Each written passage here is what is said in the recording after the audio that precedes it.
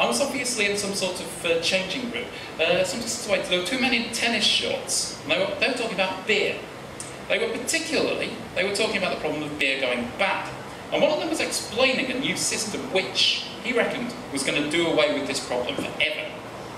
Now, as I mentioned before, Louis Pasteur had pointed out that microbes were in food and drink and could turn it bad. And he'd also worked out a way of killing them off. Okay, Louis Pasteur, pasteurisation.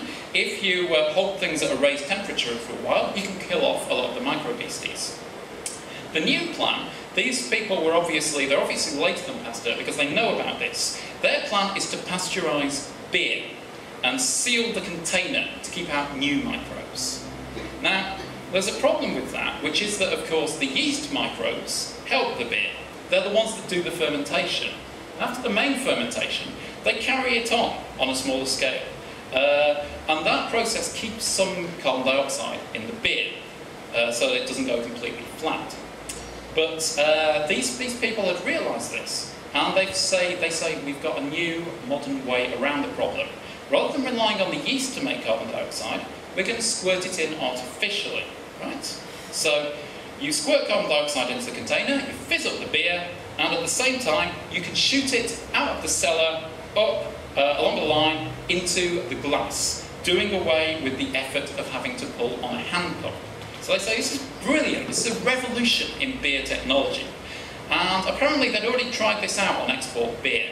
And they said it would be great for a sports club bar, like the one that we're just about to go to, because they don't tend to be open very often. And you need beer that's going to keep for a very long time. And I listened to this, and with a terrible sinking sensation, ladies and gentlemen, I realised where and when I was. It was 1935, and I was at East Sheen Lawn Tennis Club. One of the men was Bert Hussey from Watney's brewery, and the beer he was talking about was about to be named Watney's Red Barrel. I was present at the birth of Keg Bitter. Okay? Now, this is a bit of a problem for me. This generates a serious ethical dilemma.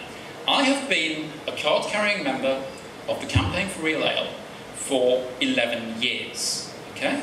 CAMRA is a body that works in dead opposition to all of this technology, right, that developed from this one incident in the 1930s. So I was suddenly at the moment of, and potentially in a position to undo, the single greatest evil, if not of the 20th century, then at least certainly of the interwar period.